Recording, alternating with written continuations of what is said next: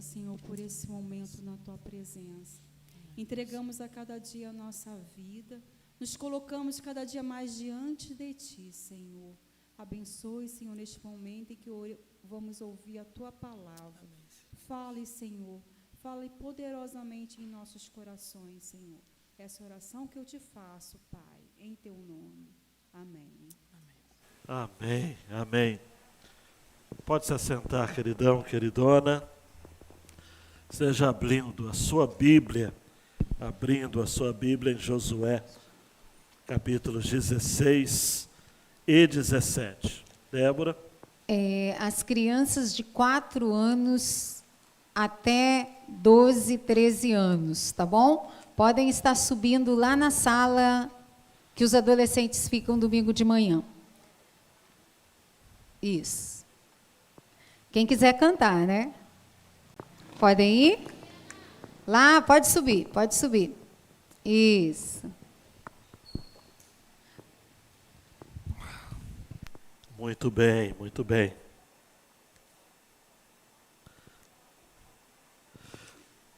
O Senhor vai nos dar uma oportunidade, Débora e eu, e é algo que eu estou animado para participar. Infelizmente não vamos ter muitas pessoas participando, mas terça-feira agora, dia 7 de dezembro, Débora e eu completamos 25 anos da nossa formatura no seminário. 25 anos. Uau! Não é? Me sinto como Caleb, né? Com o mesmo vigor daquele dia. Nós vamos reunir alguns pastores da turma, algumas irmãs também que se formaram, principalmente aqueles que moram no estado do Rio, estão atuando por aqui. Vai ser um desafio quem está de longe, mas nós temos que agradecer muito a Deus. 25 anos que completamos a nossa formação no Seminário Batista do Sul do Brasil. A mensagem de hoje tem a ver com essa realidade do esforço. E eu falei sobre essa questão do seminário para lembrar essa questão do esforço. Lembro-me que, saindo lá do interior de Minas Gerais, a cidade de Teófilo Otoni, com 19 anos de idade, nem barba eu tinha direito. Sair de Teófilo Otoni, nordeste de Minas, para chegar no Rio de Janeiro, amados, era assustador. Pegar ônibus, lidar com pessoas diferentes, do Brasil inteiro, encarar uma rotina de estudo. O que seria? Como eu iria passar os meus dias ali? Eu manteria a fé,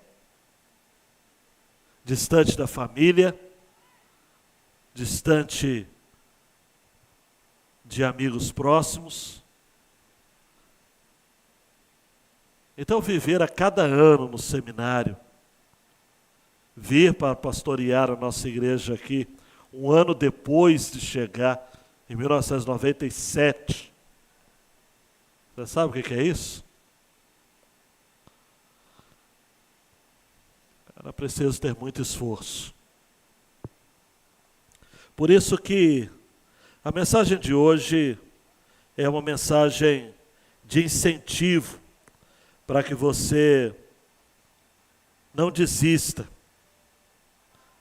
daquilo que o Senhor tem prometido a você. Os capítulos 17 de Josué fala acerca da divisão de terras às tribos Efraim, e Manassés, os 2 filhos de José.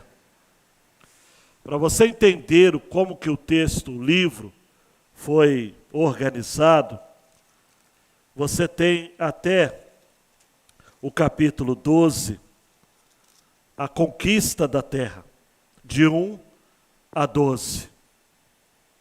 A grosso modo, é a conquista. A travessia do rio de Jericó, do Rio Jordão, a conquista de Jericó, de Ai, as cidades do sul, as cidades do norte. E aí o capítulo 13 começa o trecho, a porção da divisão da terra. Houve conquista, agora tem que repartir a terra. E o verso que começa essa porção, 13, 1, apresenta o Senhor chamando Josué, e diz o texto, Josué já era bem idoso, e o Senhor lhe disse, você já é bem idoso, e ainda ficou muita terra para ser conquistada. Daí então, do capítulo 13 até o capítulo 21, é a divisão da terra. Todas as tribos, exceto Levi, seriam contempladas. Levi, como era uma tribo de sacerdotes, ela teria como herança o próprio Senhor, viveria do culto, seria sustentado pelas outras tribos, para ter uma dedicação integral ao Senhor. A divisão da terra foi por sorteios. Algumas pedras eram levantadas, formato próximo daquilo que a gente tem hoje de dados, e porções inteiras eram distribuídas. Só tem que a maioria dessas terras haviam sido conquistadas, mas ainda haviam moradores, povos ali, que o autor generaliza chamando-os de cananeus. Então havia muitos cananeus na terra. Daí então, terra conquistada significava agora terra a ser realmente e efetivamente tomada para o povo de Deus. Terra dada, não necessariamente conquistada. O imperativo do esforço. Eu não sei quem colocou na cabeça de uma turma que a gente tem hoje em dia, não fica levantando a mão, nem dando cutucada em alguém, nem um olhar enviesado. Eu não sei quem colocou na cabeça de uma turma aí que se conquista alguma coisa fácil na vida. Que é só, eu quero, e se tem. Ah, eu tenho vontade, eu tenho direito. Você não tem direito a nada. Só muito trabalho. Abraão, que recebeu de Deus a promessa da terra, a única terra que ele teve no seu nome, Ramos, foi qual? A terra onde ele comprou o seu túmulo. Onde sua mulher foi sepultada, ele, seus filhos, algumas de suas noras, seus netos. Na vida, amados, tudo é luta. Tudo.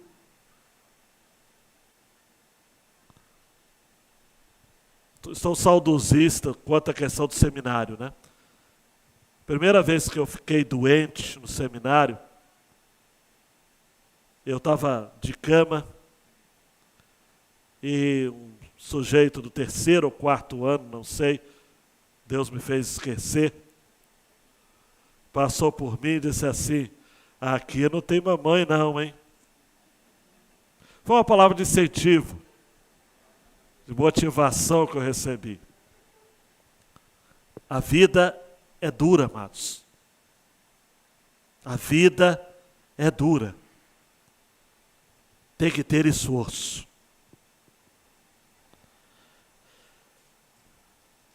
Os capítulos 16 e 17, a segunda maior tribo de Israel era a tribo dos filhos de José.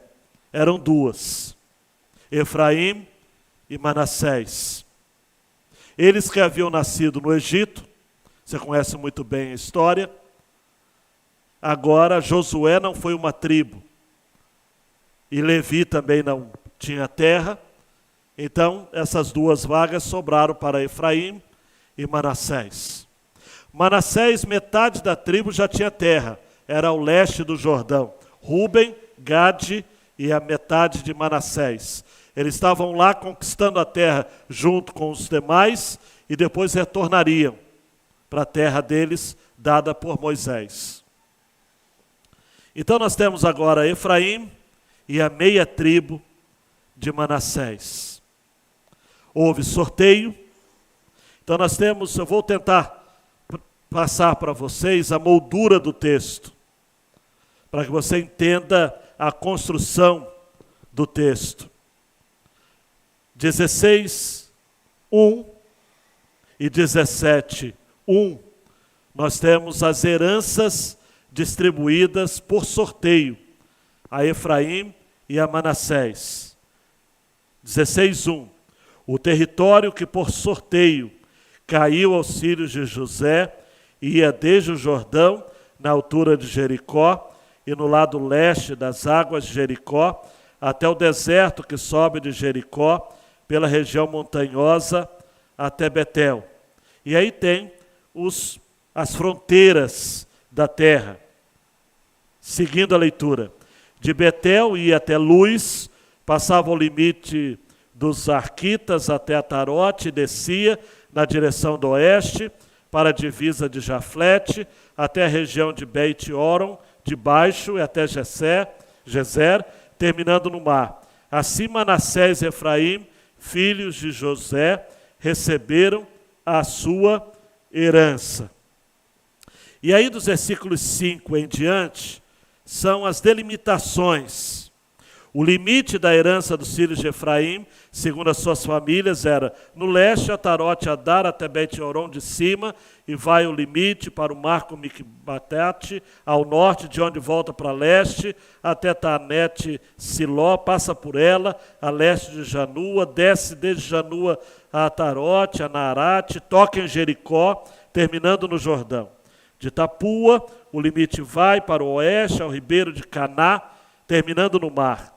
Esta é a herança da tribo dos filhos de Efraim, segundo as suas famílias. Mas as cidades que foram separadas para os filhos de Efraim, que estavam no meio da herança dos filhos de Manassés, todas aquelas cidades com as suas aldeias. Então nós temos essa divisão muito cuidadosa. A tribo de Efraim era uma tribo muito famosa na história de Israel. Josué era da tribo de Efraim. Mais tarde, alguns profetas, como Oséias, vai usar Efraim como sendo um nome genérico de todo Israel. Era uma tribo cujo patriarca havia nascido no Egito, mas que estava recebendo um destaque, não é? Efraim e seu irmão Manassés receberam bênçãos do próprio Jacó, e daqui a pouco eu vou estar explicando aqui um detalhe muito importante, por que Efraim recebe tanto destaque. No capítulo 17, nós temos herança a Manassés. Versículo 1. Também caiu a sorte à tribo de Manassés, que era o primogênito de José. Parece essa ênfase aqui, era o primogênito de José. De fato, Manassés era o primogênito. mas daqui a pouco eu vou dar o endereço. Quando Jacó foi abençoar os dois netos, né, filhos de José, ele inverteu as mãos. E Efraim, o mais novo, recebeu uma bênção maior do que Manassés, que era o mais velho. Se você me perguntar por quê, eu vou responder, não sei, é mistério. Mas Efraim recebeu a bênção maior. Eu não sei se Jacó falou o seguinte, eu também sou o mais novo, recebi a bênção do mais velho. Claro que não, né? Porque Deus havia mandado. Deus havia mandado. Tem coisas que Deus faz, amados, que nós só vamos entender na eternidade. Não fica perguntando muito, não. Manassés era o primogênito, mas a bênção maior foi dada a Efraim. Maquiro, primogênito de Manassés, pai de Gileade, porque era homem de guerra, recebeu Gileade e Bazã. Os outros filhos de Manassés também receberam a sua parte, segundo as suas famílias, a saber, os filhos de Abiezer, os filhos de Eleque, os filhos de Azriel, os filhos de Siquém, os filhos de Éfer, os filhos de Semida. Estes são os filhos de Manassés, filho de José, segundo as suas famílias. E aí nós vamos dar um pulo, um salto, para o verso 7. O limite, as delimitações da terra. O limite de Manassés foi desde Azer até Miqudate, que está a leste de Siquém, e este limite vai na direção do sul, até os moradores de Tapua. A terra de Tapua pertencia a Manassés, mas Tapua, ainda que situada no limite de Manassés, era dos filhos de Efraim. Então o limite desce ao ribeiro de Caná. As cidades entre as de Manassés, ao sul do ribeiro, pertenciam a Efraim. Então o limite de Manassés vai ao norte do ribeiro, terminando no mar. Efraim ao sul, Manassés ao norte, e o mar é seu limite. Pelo norte, tocam em Azé, e pelo leste, em Sacar. Porque nos territórios de Sacar e Azé, Manassés tinha Beit-Seã e as suas vilas, Ibleão e as suas vilas, os habitantes de Dó e as suas vilas, os habitantes de Endó e as suas vilas, os habitantes de Taanaque e as suas vilas, e os habitantes de Megido e as suas vilas, a região das 3 colinas. Então essa é a moldura primeira do texto. Limites, heranças, distribuídas por sorteio a Efraim e Manassés. Dentro dessa moldura, o historiador, o escritor, fez questão de terminar os 2 relatos com a indicação de que houve dificuldades de se conquistar a terra toda. Nada é fácil. Nada é fácil. 16:10, acerca de Efraim. Não expulsaram os cananeus que viviam em Jezé. Assim eles moram no meio dos efraimitas até o dia de hoje, o dia que foi escrito o texto. Mas estão sujeitos a trabalhos forçados. Não conquistaram a terra toda. Faltou fé. Faltou esforço. Quem sabe houve uma acomodação, porque se eles submeteram os cananeus a trabalhos forçados, algo que era muito comum na época, eu não quero chateá-lo lembrando da aula de história, mas você deve ter ouvido falar de corvéia. É uma espécie de servidão, não é bem uma escravidão aos moldes do que a gente teve no Brasil, colônia, na escravidão e também nas Américas como um todo. A corvéia envolvia o seguinte: as pessoas recebiam terras, eles tinham que trabalhar nas suas terras e, ao mesmo tempo, trabalhar nas terras dos seus senhores.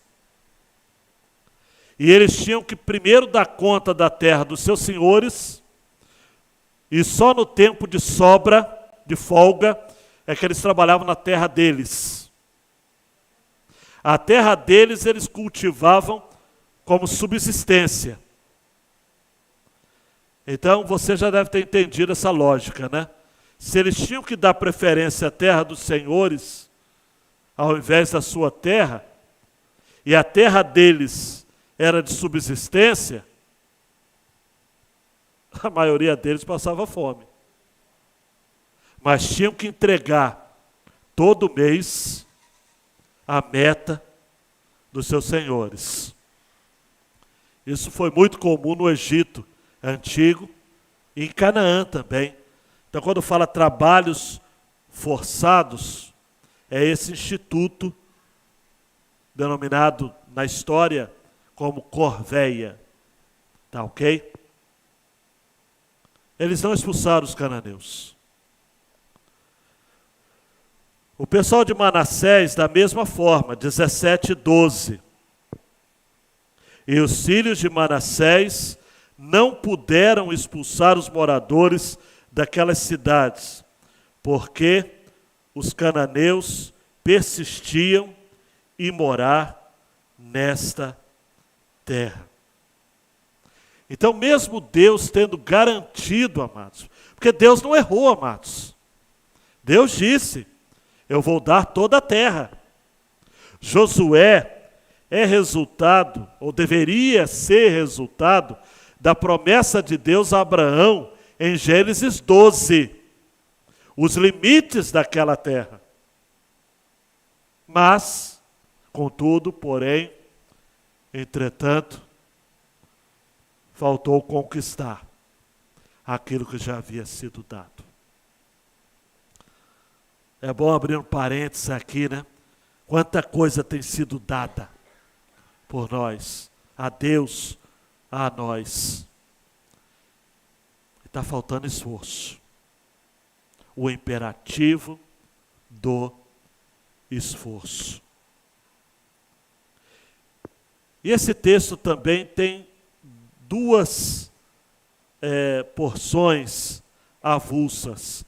Eu chamaria de avulsas porque sai do padrão de herança distribuída e terra a ser conquistada, que são duas reivindicações. Primeira, a reivindicação de um grupo de mulheres, as filhas de Zelofeate. Você já deve ter ouvido falar de Zelofeate. E a segunda é uma reivindicação dos descendentes de Manassés por mais terra. Queremos mais. Queremos mais. Vamos primeiro ao texto incrível de 17, 3 e 4, das filhas de Zelofeate.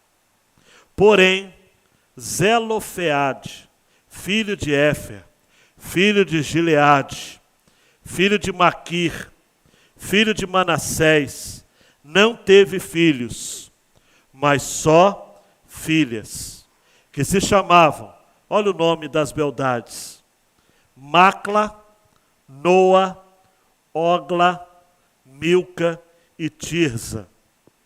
Estas chegaram diante de Eleazar, o sacerdote, e diante de Josué, filho de Nun, e diante dos chefes, dizendo: o Senhor ordenou a Moisés, e eu vou dar depois o endereço desse texto, que nos fosse dada uma herança no meio dos nossos parentes.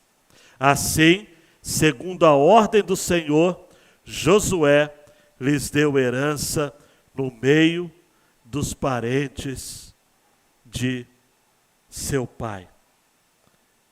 E aí no versículo 5 tem a estrutura, não é? Couberam a Manassés 10 quiões, além da terra de Gileade e Bazã, que está do outro lado do Jordão, porque tanto as filhas de Manassés como os filhos dele receberam herança. Os outros filhos de Manassés receberam a terra de Gileade. Olhem para mim. Uma família de Zelofeade só tinha mulher. O pai morreu, deixou as 4 filhas. E agora? As 5 filhas. E agora? A legislação da época, amados, era de que a terra teria que ser distribuída aos homens, aos filhos. Daí então essas mulheres, amados, como a filha de Calebe, que ousou pedir ao pai uma parte também onde havia fontes de águas, e não apenas lugares desertos, essas 5 jovens, não mais jovens, né? Porque se elas haviam pedido para Moisés, já eram senhoras, e dizia o seguinte: nós queremos que haja feita uma justiça em nosso caso. Nós não temos irmãos. Dá-nos então uma porção de terra junto aos nossos parentes. Eu, quando vi esse texto, eu falei, gente, olha só, é um manifesto antifeminista. Porque elas poderiam dizer, nós temos os mesmos direitos, nós vamos também trabalhar igual os homens. Não, elas disseram o seguinte, queremos terras próximas aos nossos parentes. Queremos ser cuidadas. Nós entendemos que a lei do Senhor, ela não invade, ela não violenta, ela não é contra, maltrata, vilipendia a mulher. Muito pelo contrário. A lei do Senhor protege a mulher. Só que a nossa família, essas senhoras, jovens senhoras falaram, é uma família distinta, singular. Nós somos a casa das 5 mulheres.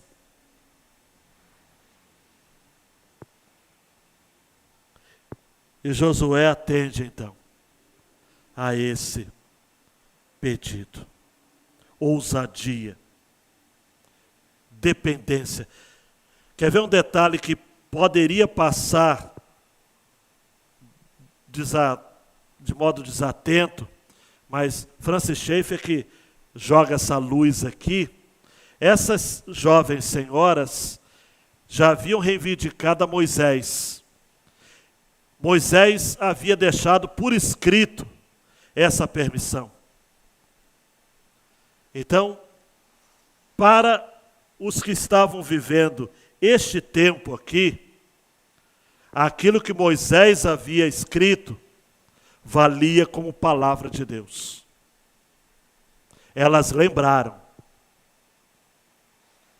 Elas lembraram e evocaram aquilo que Moisés havia dito e escrito.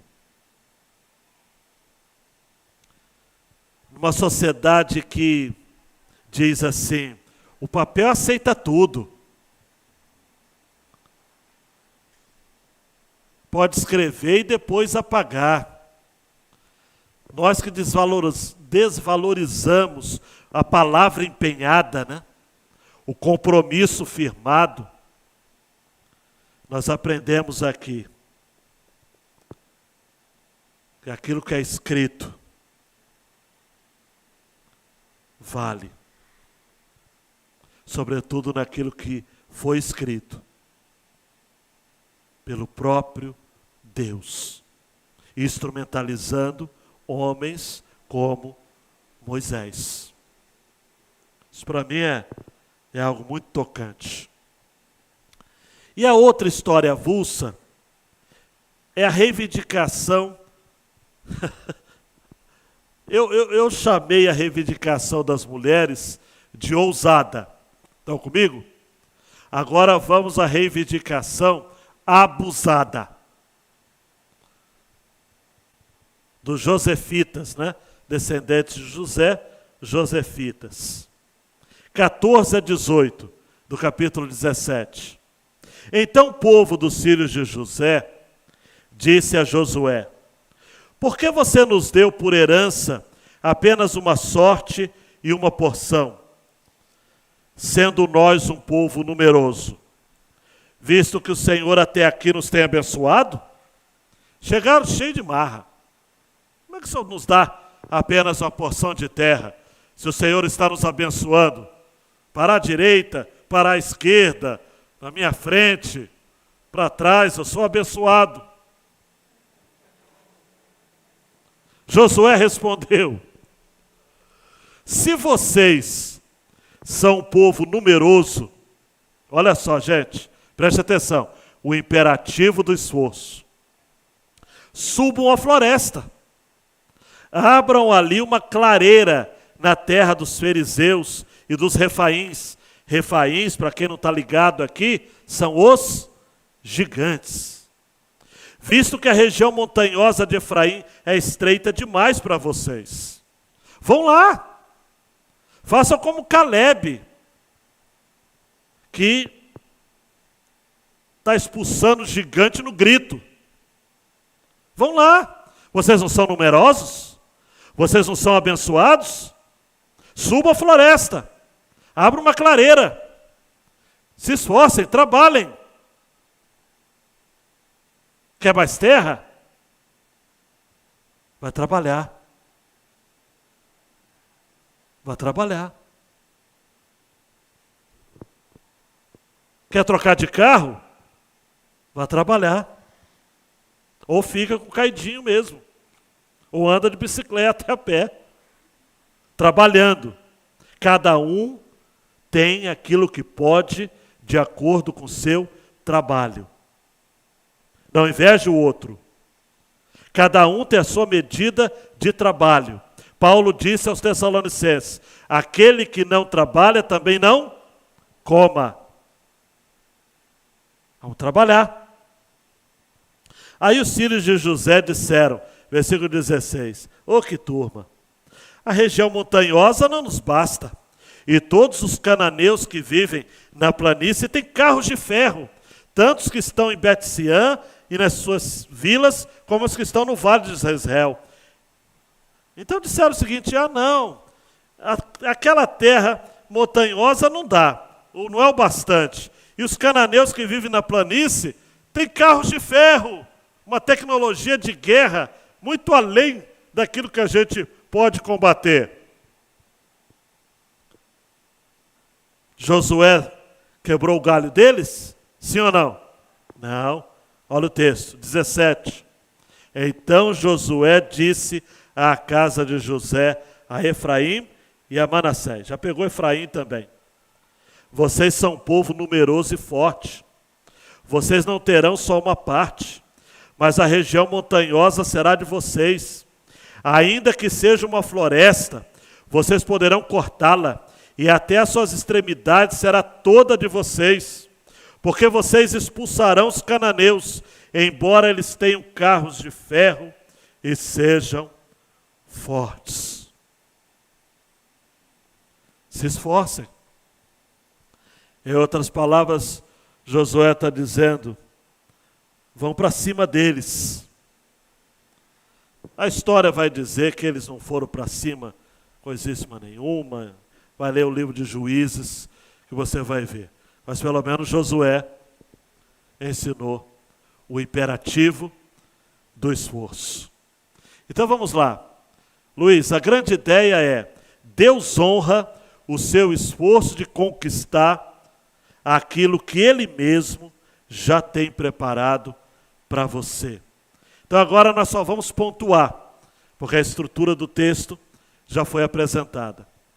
Deus honra o seu esforço de conquistar aquilo que Ele mesmo já tem preparado para você.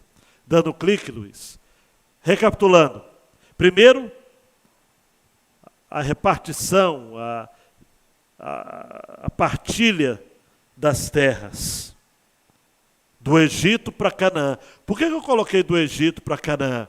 Porque Efraim e Manassés, os patriarcas, nasceram no Egito.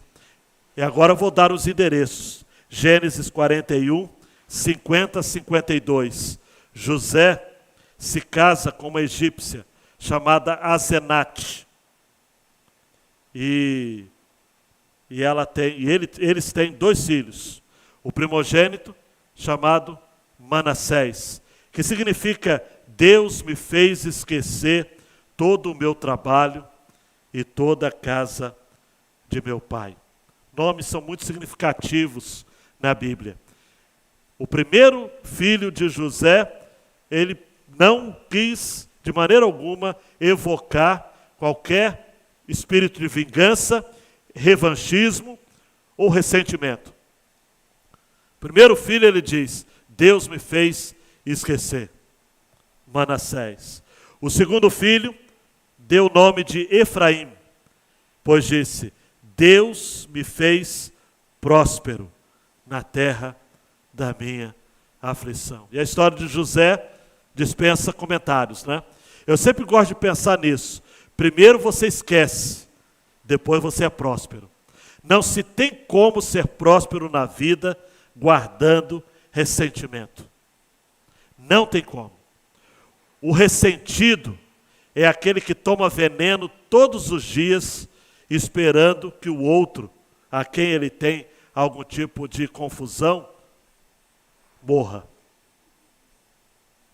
E ele está tomando todo dia o veneno. Tomara que ele morra. Tomara que ele morra. Em Gênesis 48, 20 a 22, eu estou dando o endereço daquele texto que Israel, no caso Jacó, inverte e diz assim: eis que eu estou morrendo, mas Deus estará com vocês e os fará voltar à terra de seus pais. E essa promessa de Gênesis 48, 21 está se cumprindo aqui, no texto que acabamos de ler. Tá? Depois, Luiz, relembrando, houve dificuldades nas conquistas da terra, presenças indesejadas, uma tolerância excessiva em relação aos cananeus, uma flagrante desobediência àquilo que Deus havia dito a Moisés. Em Deuteronômio 20, 16 a 18, Deus havia dito através de Moisés: porém das cidades destas nações que o Senhor, seu Deus, lhes dá como herança, não deixem ninguém com vida. Pelo contrário, como o Senhor, seu Deus, ordenou, vocês devem destruí-las totalmente. E aí fala dos povos, né? Os 5 povos da terra: heteus, amorreus, cananeus, fariseus, heveus, 6, né? E os jebuseus. Para que estas nações, para que essa execução sumária? Porque Deus é um carrasco? Porque Deus é um sanguinário? Não. Deuteronômio 20, 18. Para que estas nações não ensinem vocês a fazer segundo todas as suas abominações que fizeram a seus deuses, pois vocês estariam pecando contra o Senhor, seu Deus. Preste atenção aqui, por favor. Em Números 33, 55, Deus disse claramente, porém, se não expulsarem os moradores da terra, então os que vocês deixarem ficar, Efraim deixou, Manassés deixou, outras tribos deixaram, todas as tribos deixaram praticamente. Os que vocês deixarem ficar serão para vocês como espinhos nos olhos e como aguilhões nas costas, e eles os perturbarão na terra em que vocês irão morar. Vai ler o livro de Juízes. Isso que Deus havia dito por Moisés. Os que vocês deixarem ficar vão ser, Max, espinho nos olhos. Imagina a cena.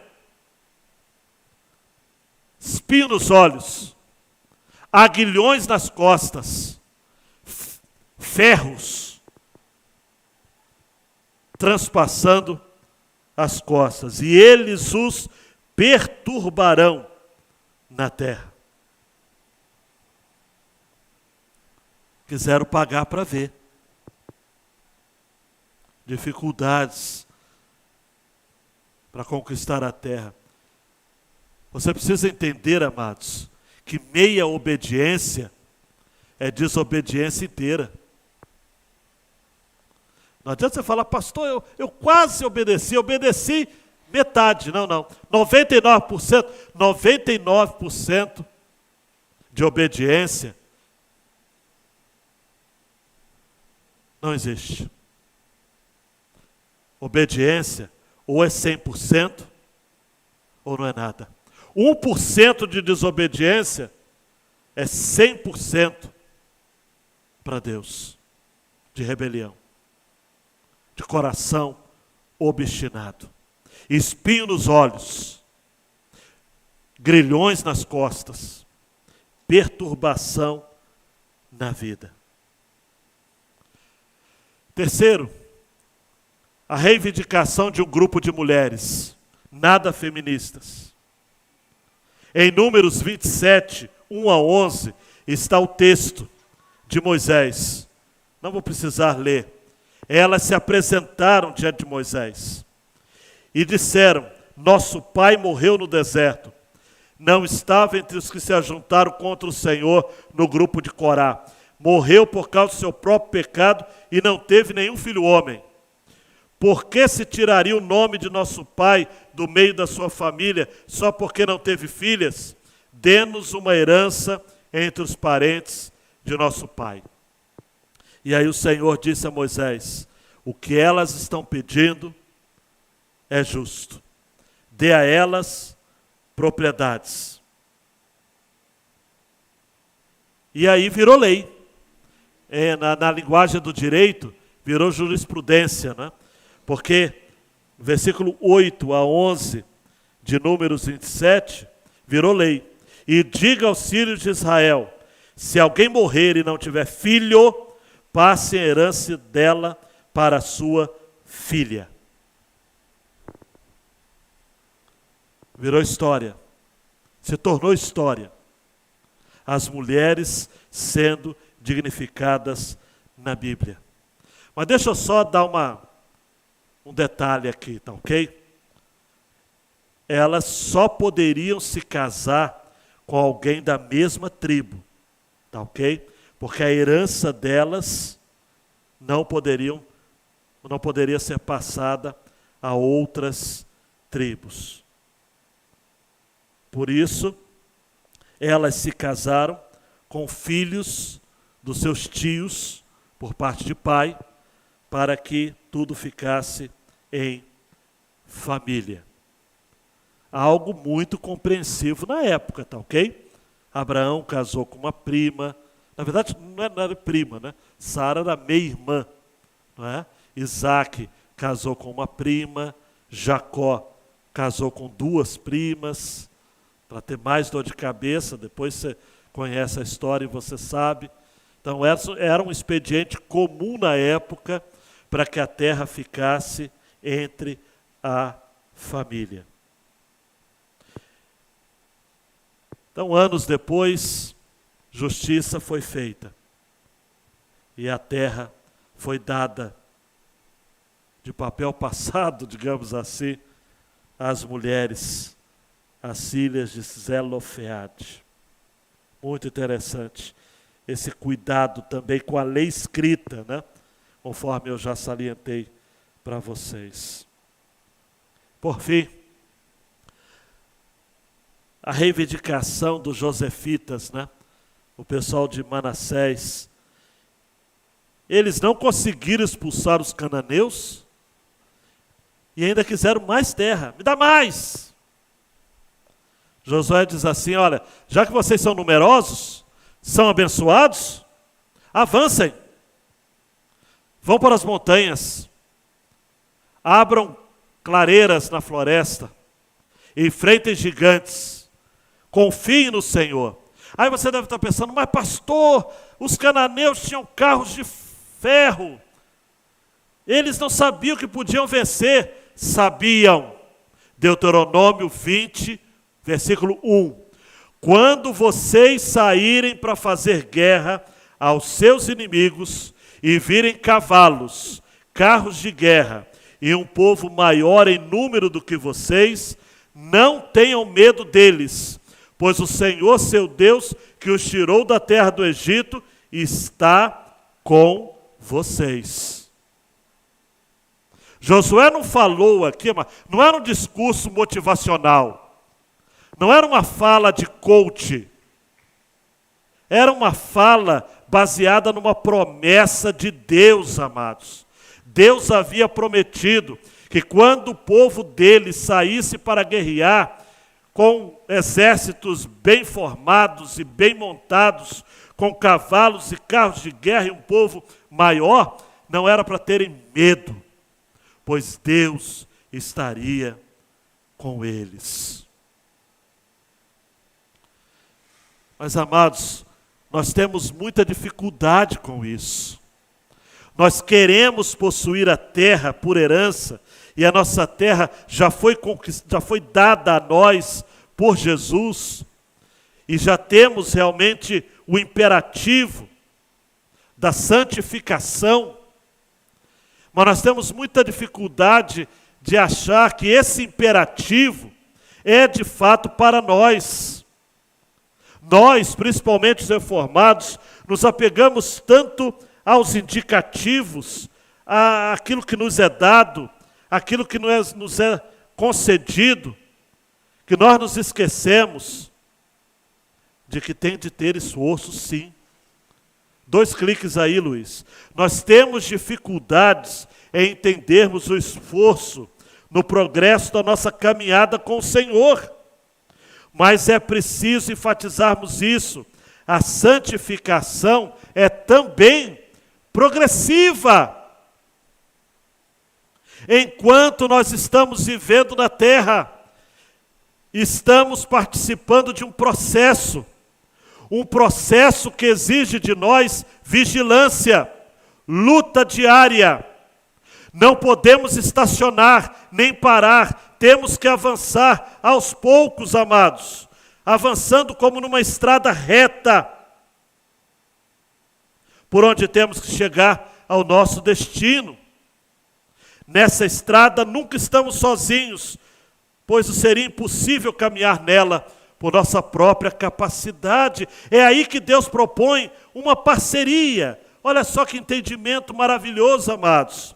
Na santificação, a humanidade também coopera com Deus, mas é apenas uma cooperação, porque o homem não tem como caminhar sozinho na estrada que conduz à santificação.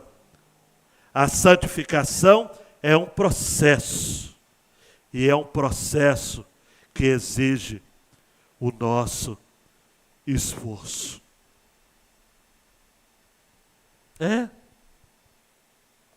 É isso que a palavra de Deus nos diz.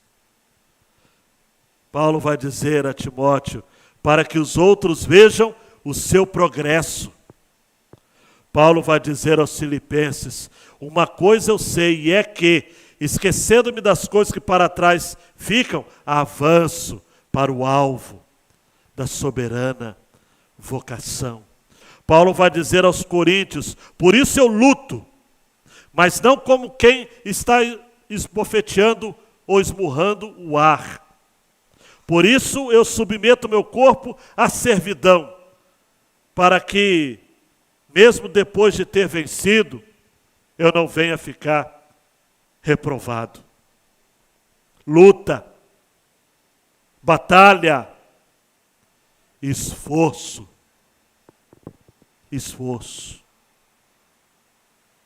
Outra aplicação que me salta aos olhos desse texto é o drama das famílias. Sempre é alvo de destaque nas Escrituras. Deus se preocupa com a sua família. Ele é protetor da família. As filhas de Zelofeade não poderiam ficar sem terra. Somente pelo fato que elas não tinham um irmão, pelo menos? Não. O Senhor atenta para a sua causa. Talvez você esteja dizendo, pastor, eu estou vivendo uma situação de injustiça também. Apresente essa causa diante do Senhor. Ele protege a família. Lembro-me de Raquel. Virou até provérbio em Israel. Depois de dar à luz a seu filho Benjamim. Ela que é mãe, inclusive, de José. A avó dessas tribos todas aqui. Ela morre. Mas Raquel chorava por não poder ter filhos. Certa feita, ela clamou ao Senhor. Você conhece esse texto lá de Gênesis? Deus, dá-me filhos, senão eu morro.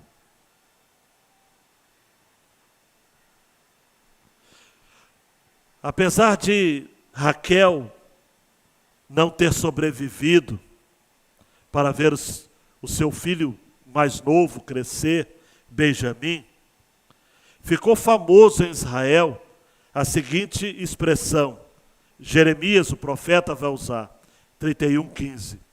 Ouviu-se um clamor em Ramá, pranto e grande lamento. Era Raquel chorando por seus filhos, e inconsolável por causa deles, porque já não existem. Raquel é tratada como a mãe daquelas mães que não tiveram o privilégio de vê-los crescendo. Então Jeremias evoca essa imagem de Raquel, chorando pelos filhos que já não existem. Referindo-se ao seu contexto, próximo ao exílio, quando mães perderam seus filhos de fome, de sede, ao cerco das tropas de Nabucodonosor, próximo ao século 6 antes de Cristo. Se esse texto já é forte, Mateus vai repetir esse texto em 2,18. A mesma coisa. Ouviu-se um clamor em Ramá, pranto e lamento. Era Raquel chorando por seus filhos e inconsolável, porque eles já não existem. Qual o contexto desse texto?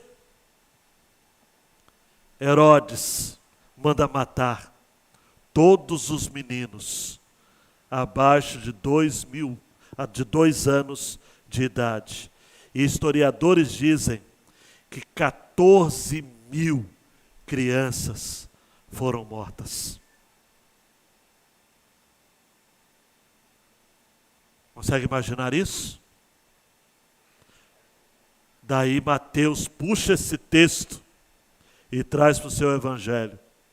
Agora Raquel não é símbolo mais das mães de Israel que não iriam ver os seus filhos crescendo, mas as mães ali da Palestina, de Belém, para ser mais preciso, das cercanias ali, que choravam por terem seus filhos arrancados dos seus braços e executados na lâmina dos soldados de Roma.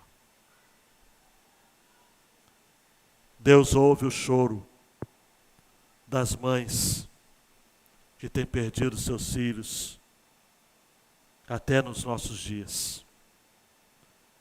O choro de Raquel representa as lágrimas das mães judias que choram pelos filhos que não existem mais, seja no tempo de Jeremias, ou no tempo de Cristo, ou no tempo até a segunda vinda de Cristo. E por fim, quero terminar fazendo um apelo ao trabalho. Concilie seu trabalho com a sua fé. Sua vocação deve fazer de seu trabalho um expediente único para você glorificar a Deus com seu esforço. Quer mais terra? Vá trabalhar. Quer conquistar? Vá trabalhar. Paulo, escrevendo aos Coríntios, disse: quer comais, quer bebais, ou façais qualquer outra coisa, fazei tudo para a glória de Deus. Glorifique a Deus no seu trabalho. Isso. Use seus dons, seus talentos, suas habilidades. Seja criativo. Faça tudo com excelência. Paulo, escrevendo aos Colossenses: sirva aos seus senhores, aos seus patrões, como você está servindo ao próprio Senhor Jesus. Não busque o reconhecimento dos outros. Faça para Cristo. Faça para Ele ver. Ele merece o melhor. Jesus, amados, o nosso Senhor, trabalhou até o final. Ele disse, João 5,17, meu Pai trabalha até agora e eu trabalho também. Quando o trabalho é feito à maneira de Deus, Ele é glorificado. Quando o cristão obedece a Cristo, cumprindo a sua vocação, Ele é glorificado. Deus é glorificado por meio do nosso trabalho, quando andamos no nosso chamado particular que Ele colocou em nossas vidas. Ele é glorificado quando, terminando uma tarefa para a qual Ele nos fez, quando atingimos o nosso destino. O trabalho nosso deve ser sempre para a glória de Deus. Por isso, que colocando a última tela, Luiz, Deus honra o seu esforço de conquistar aquilo que Ele mesmo já tem preparado para você. Só que para isso, você precisa trabalhar. E eu quero terminar com a orientação de Paulo em 1 Tessalonicenses 4, 11 e 12. Mas antes, um minutinho. Por que Paulo escreveu a carta aos Tessalonicenses? A primeira. O primeiro documento escrito no Novo Testamento. Porque aqueles irmãos de Tessalônica acreditavam piamente que Jesus iria voltar a qualquer momento. Então eles falaram, oba, uau, Jesus vai voltar. O pessoal já não ia mais trabalhar. O pessoal já estava dizendo o seguinte, olha, pode ser amanhã. Por isso que Paulo pegou pesado com ele, dizendo que aquele que não trabalha também não coma. É nesse sentido. Temos que trabalhar. Como diria o meu querido pastor falecido, Licínio Taylor, viva o dia de hoje como se Cristo voltasse amanhã. Nós temos que trabalhar com essa emergência, com esse senso de urgência, mas trabalhando. Então, quero terminar com a orientação de Paulo em 1 Tessalonicenses 4, 11 e 12. Se empenhem, preste atenção, hein?